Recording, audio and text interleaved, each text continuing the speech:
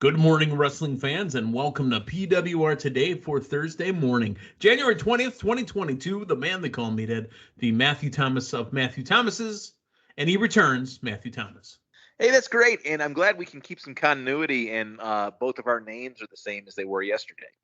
Yeah, exactly. I'm the man they call Meathead, and you're Matthew Thomas. Your return to being Matthew Thomas today is not the biggest return we're going to talk about today, but we are going to talk about the return of being Matthew Thomas. Also, let's talk about the return of who our sponsor is one more time. Yes, and you're speaking about Collar and Elbow brand, and I make sure that I always write my name in my shirt in case I lose my shirt. Somebody will know exactly where to return it to. So I have my name and my address and my phone number on a little tag in the shirt. And the company that I'm talking about is Collar and Elbow. If you want to be just like me and purchase their shirts and write their names and your name, or you can write your name or my name in the shirt.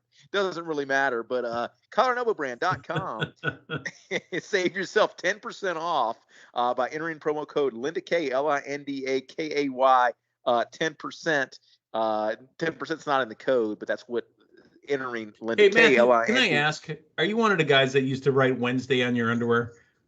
No, I never used to write Wednesday on my underwear, but I would have my name written in my, when I was a young Matthew Thomas, my name written in my jacket in case I lost my jacket or it got mixed up with, another person's jacket. That was kind of confusing when I was in preschool because there was actually another Matthew in that class. And I actually think that I got my jacket mixed up with the other Matthew's jacket one day because we were both named Matthew.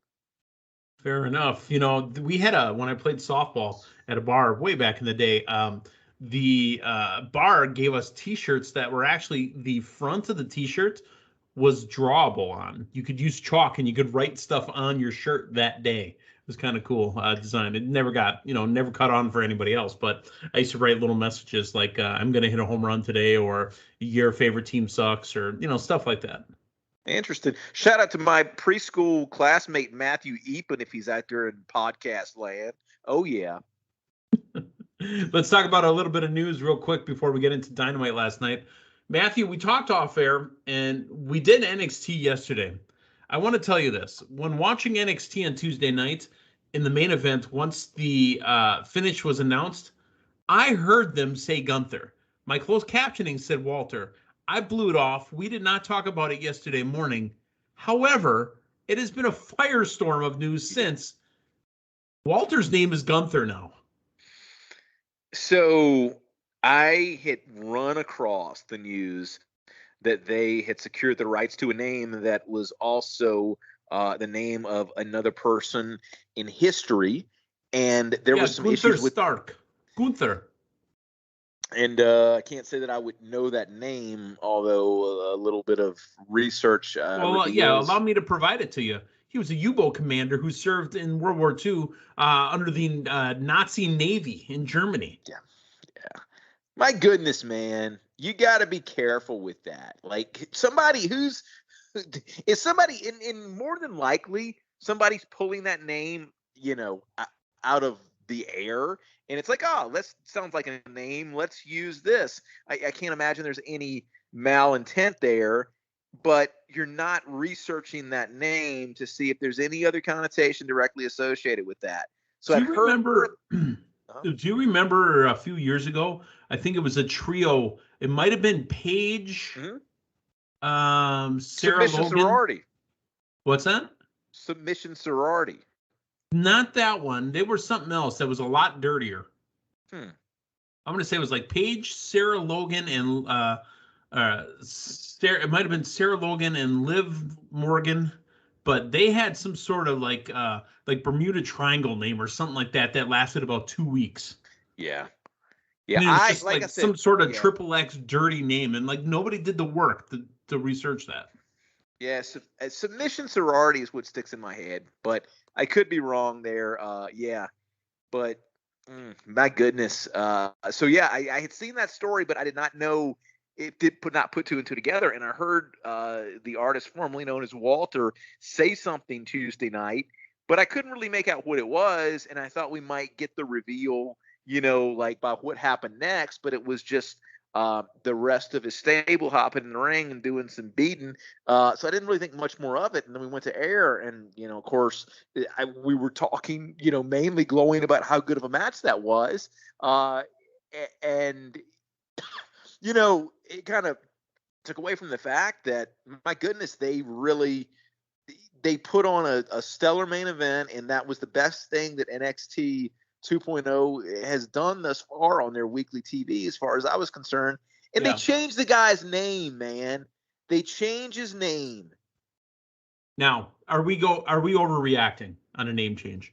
I have to ask you that, because honestly, it doesn't change the character. Are we overreacting? Here's the problem I have with the name change. We know who he is. We know what he does. And I thought Walter fit. I mean, this guy is a very physical, Ivan Drago looking dude. And you changed it to Gunther. The thing of it is, I think it's 2 points here. A, it's not somebody on NXT going up to the main roster. The dude literally comes in as Walter, and he changes his name at the end of the match. The big thing here, in the match. The big thing here is, I think it is just such a typical WWE move at this point. Like, this is so WWE. You've got Walter is an absolute gem. There's nobody who looks like him. He's Walter. And the simple fact that you just can't, it's so consistent with what they do when they take somebody up to the main roster. And I know this is not a main roster thing, but it is that WWE tinkering that has just been the catalyst in so many situations where things seemingly do not work out. They've got something that is so rare. The guy's move set, the way he's presented, his agility with the size he is, it's something you don't see anywhere else. You got something really good there, and it is just another example, just right there in your face, of WWE thinking that they can just, tinker with something to get who knows what result. By the way, little update here. Matthew, you were 100% correct. Submission Sorority is a porn reference, and that group was Charlotte, Becky, and Paige. They went by PCB, Paige, Charlotte, Becky, afterwards. But they were called the Submission Sorority. I was thinking of Absolution, which was Paige, Sonya Deville, and Mandy Rhoads. I was close. I knew it had Paige in it, and I knew it had porn in it. Which is also that NXT. In my goodness, I'm glad that everybody that got brought up in that class is doing as well as they are, because you look at other WWE moves. Let's bring everybody up. This is the women's revolution. Let's bring everybody up in these 3-person teams. Obviously, there's people out there that are making fun of it. Like I said, are we overreacting? Who's to say? But this tinkering has got to stop. I mean, come up with something that's solid, that you've researched, and not porn names. All right, Matthew, let's move on to AEW. Now, I don't know when the news broke. I know it was released a little bit before the show went on the air, but AEW Dynamite last night was going to kick off with the return of Jon Moxley. Their Turner partners, I know we'll be talking about this in the news either tomorrow or next week, but their Turner partners are going to be pretty upset about the F-bomb that didn't get censored out in the first couple minutes of the show. Yeah, Moxley. And I don't mean that I'm free. That's not the F I'm talking about. Yeah, responding to somebody in the crowd. I don't know, Meathead, on, outside of ECW or something like that, if I've ever on, live cable TV heard it directly into the mic. Well, and again, that kind of stuff does fly after 10 Eastern, 9 Central. Yeah. That kind of language does make it on there. Like if you watch, for example, if you watch like TBS On Demand or TNT On Demand, you get the unedited versions, and there's F-bombs all over the place. Interesting. Nudity too, actually. Really? Yeah. Huh. For example, I had a feeling I wanted to watch A Million Ways to Die in the West. Have you ever seen that? No, I haven't. Oh my God, that's the Western movie starring Seth MacFarlane, the guy who created Family Guy. Like, I am in the Western United States, so maybe I don't want to like find out about all those ways. But yeah, there's yeah, you got to take a look at that. But like I said, with commercials in it, but yeah, there's Yeah. F-bombs all over that. But John So Moxley dropping my one my inside the first 5 minutes of his promo. my question: when you're watching like movies from TBS or TNT on demand, they're not editing that. Is it still the original content of the movie, or they still edit it for time on demand? If it's on demand, no, you get the full version. Interesting. Just the commercials, huh? And the commercials aren't really commercials like you would get on broadcast. So Yeah. if the on-demand movie is a 2-hour movie, you might be able to watch it in 2 hours and 10 minutes or 2 hours and 15. Interesting. So the Okay. commercial breaks Okay. between them might be 1 to 2 spots, and that's it. Well, that's comforting to know because And I've let me explain this part to you too. And closer to the end of the movie, you don't get the commercials anymore. I mean, you're running 20 minutes at a spot before a commercial comes up. yeah. Good. Well, that's been my biggest thing as far as not watching any TNT or TBS content on demand. As far as movies go, I'm worried that I'm getting some watered down product. But that's And encouraging. at least the TBS and TNT, other networks aren't like this. They allow for fast forwarding. Yeah. Now I know that's kind of a network by network thing there. Well, this has been a very educational morning with you, Meathead. Well, let's talk about the return of John Moxley. Looked clean, looked good, and he looked pissed. He looked 10 to 15 years younger, at least in my opinion. I thought clean. he looked. His face looked healthy. He looked really, really good, and this is my favorite thing that John Moxley's ever done. I can't remember another promo I liked as good as this in a long time. A very impassioned promo, a very real promo. And Matthew, Moxley, after the F-bomb and he started talking again, you could hear a pin drop or a mouse fart. It was insane. I've never heard an arena that quiet before. It was, you need to go back. If you haven't seen this, if you're just listening to us, go back and watch this thing. This was amazing. And excuse me. I mean, as Dean Ambrose, as John Moxley, I've been one of those people who I've never quite gotten, especially John Moxley. I've never quite gotten what the character is. My goodness, after last night, to get John Moxley, I'm invested. I'm ready for the next chapter. I'm ready. All right, the opening match was Orange Cassidy and Chris Statlander taking on Adam Cole, baby, and Dr. Britt Baker. I've been a opponent of Adam Cole and Britt Baker on TV together, especially in matches, because I think that really Adam Cole is kind of taking the rub off of Britt Baker. However, this was a great match, and I thought because there was supposed to be no contact between the men and the women, right? Yeah. So it's perfect time for Orange Cassidy to do his kicks on Britt Baker. Oh, yeah. They told a good story. Mixed tag matches are tough. They told a good story. I'm kind of with you. I hope we got the Britt Baker. And it's leading up to, hopefully next week will be the end of that feud and everybody can kind of go their separate ways. We remember what a freaking run it was with Becky Lynch and Seth Rollins. And even though there's allusions made to it now, it's not he just insulted Seth Rollins' girlfriend, Becky Lynch, their boyfriend and girlfriend. How we got beat over top of the head with that for a while. I don't mind subtle references. At least they didn't call Seth Gunther. Yeah. Interesting thing with Orange Cassidy, though, if you notice, like his matches or when he's out there in support of Chris Statlander, that's the most energetic we see Orange Cassidy. Do you remember the Statlander match from months ago when he was cheering her on and just lost it and started screaming? Yeah. So I like that added layer to his character. Like he'll show a little more enthusiasm when he's not laying on top of a set of lockers drinking out of an empty cup. Yep. Good grief. The Adam Cole coming back from commercial break saying that you put your hands on my girlfriend. That bothered me because he never put his hands on his girlfriend. He kicked her and he accidentally bumped her off the ring ropes. He never actually put his hands on her. Well, the thing of it is, Adam Cole is supposed to be a delusional heel. And that's kind of the thing a delusional heel would say, and it gets us to next week. CM Punk and Sean Spears. CM Punk and Sean Spears. CM Punk put Sean Spears to sleep in about 30 seconds. Yeah, and this, I got to say, they worked me with this because after what we saw with him and Wardlow, and after this very podcast, when we were talking about how this was going to be another Labors of Jericho, was not the case. CM Punk made very quick work of Shawn Spears. Okay. Well, it was Wardlow's birthday, and he's getting docked for putting his hands on MJF.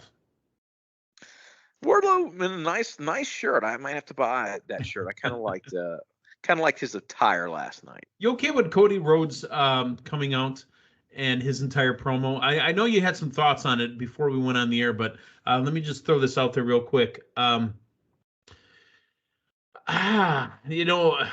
Cody Rhoads, to me, he's got that Jeff Jarrett X-Pac thing that we've talked about for years that I don't know if I want to see Cody Rhoads on TV right now. Yeah, and he's fully aware of it. The way that I viewed this was he started off as his cadence was different last night.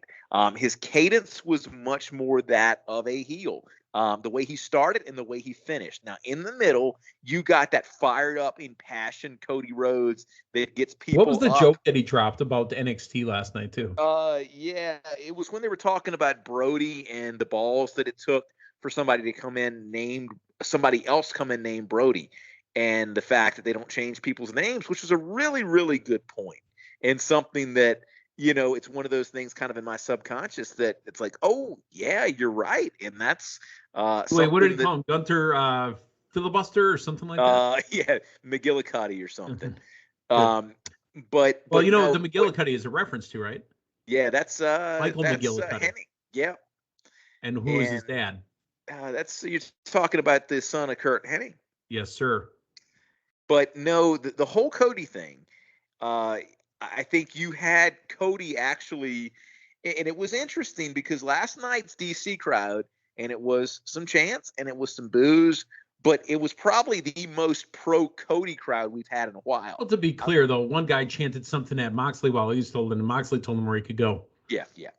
That being said, what's kind of bothered me a little bit, and I think it's done intentionally, I think it is done to kind of get under the skin of people and get a little bit more of that go-away heat.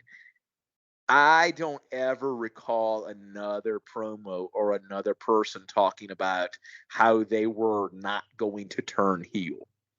And he said it. You guys want me to turn heel? I'm not going to, because when you needed me, you cheered for me.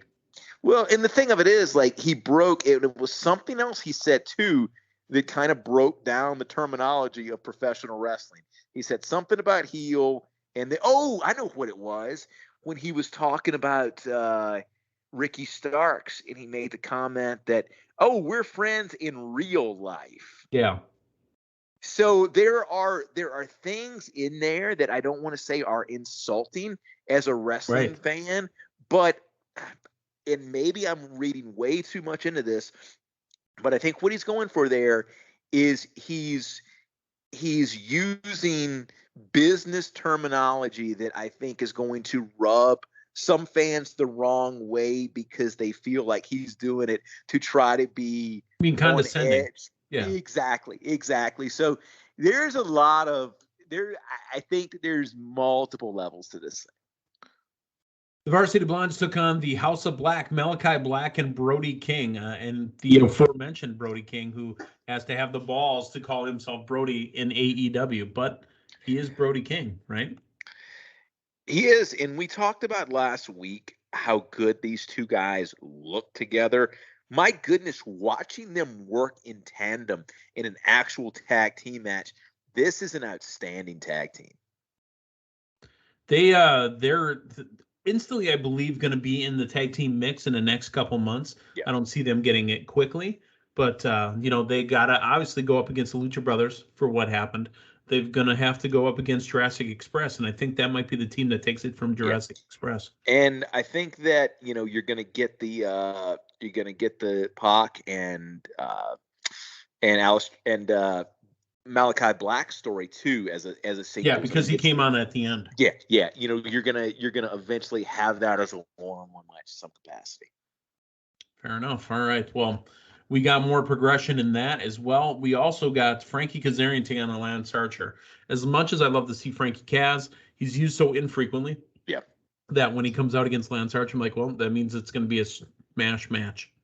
Yeah, and it got a little more time than I thought. And honestly, I think that you could have potentially put Archer against somebody that he went through a little bit quicker. And I think that's let's talk more so about him coming out with Jake is back. Jake is back and healthy now. But they brought Dan Lambert with them. Yeah. The last time they interacted, he was the one that beat Dan Lambert up. It's a little confusing, man, and I don't think Archer needs Lambert. As much as I enjoy Lambert, he doesn't come off as one of his guys. No. How about Sky Blue and Serena Deeb? Unfortunately for Sky Blue, when I saw that it was going to be Serena Deeb taking on Sky Blue, I'm like, ooh, I'm sorry, Sky Blue, because you're about to get your ass whipped. No, and that's exactly what this was, this served here. And I like the fact that we're starting to see this dominant Serena Deeb, and I think that it still might be a ways away. Are we building her as the number one contender to Britt Baker? I think you probably have her potentially take it off of Jade down the road. I feel the like TBS championship. Yeah, I feel like she's running more in that division. Okay. And I think that's the way. And I get they're both heels too, but I feel like that program is more of a possibility. And I mean, who knows? I mean, maybe you do a Serena Deeb, babyface run, but I feel like no, don't you dare. I don't think that's anytime soon. And I think with what you're going with now with her, this submission specialist and her holding that submission for as long as she is, I look at her right now almost as the women's division's Bryan Danielson. Okay. Let's talk the main event. This is the first time this thing has been in DC since he won the WCW championship off of Hulk Hogan, Starrcade 97. Wow. I know they said that, but it doesn't register, does it? I mean, that's 25 years. Yeah, and I have a hard time believing they didn't run DC anymore from 97 to 01. Like, that's amazing to me. Well, I don't know, but here we are. Sting and Darby taking on the Acclaim. The Acclaim getting more heat, and it's because they get to mock Sting and Darby. The Acclaim in the last couple of weeks have really, really grown on me. They've stepped it up. And I really like that parody video that we got. They had a parody intro tonight, too. Yeah. I mean, and at the end of this, especially when they took Darby out, where I was at was, my goodness, if one of these guys pins Sting, I am okay with it. That would be a huge move. And basically it came down to, okay, I either want them. I didn't want Sting to defeat both guys because I thought that would have not have been the right move. That would have killed the Acclaim. Mm-hmm. I either want the Acclaim to win or I want Darby to come back out of the back, and we got one of those two. Yeah. And Sting is 62 years old, and he jumped off the stage through a table. Mm-hmm. Yeah, he did. Yeah, it was interesting the way they set that up. The Acclaim member was kind of bent over the table. That was an interesting bump. He wasn't flat on his back or flat on his stomach. It wasn't clean by any means.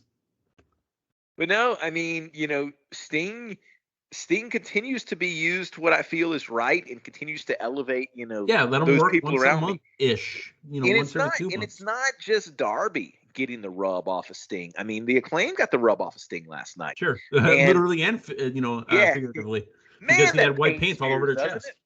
And here's the thing too, like you referenced it with the DC reference, the Starrcade 97 reference, but they are doing a very effective job of making it seem very, very special when Sting wrestles, by saying this is the first time 37 when he won that championship. If it's 25 years, he was 37. Yeah. Yep. My goodness. But they're making the Sting run feel special. Okay. Well, that's it. The Dynamite run last night was special as well. Try to segue into that. Matthew, we're going to take a moment tomorrow morning. I know we got Impact to talk about and we got Rampage and SmackDown to get ready for, but I want to talk Peacemaker. Yeah. And we're going to talk about it for you guys. So for Matthew Thomas, the man they call Meathead, we'll talk to you tomorrow morning. So long, everyone.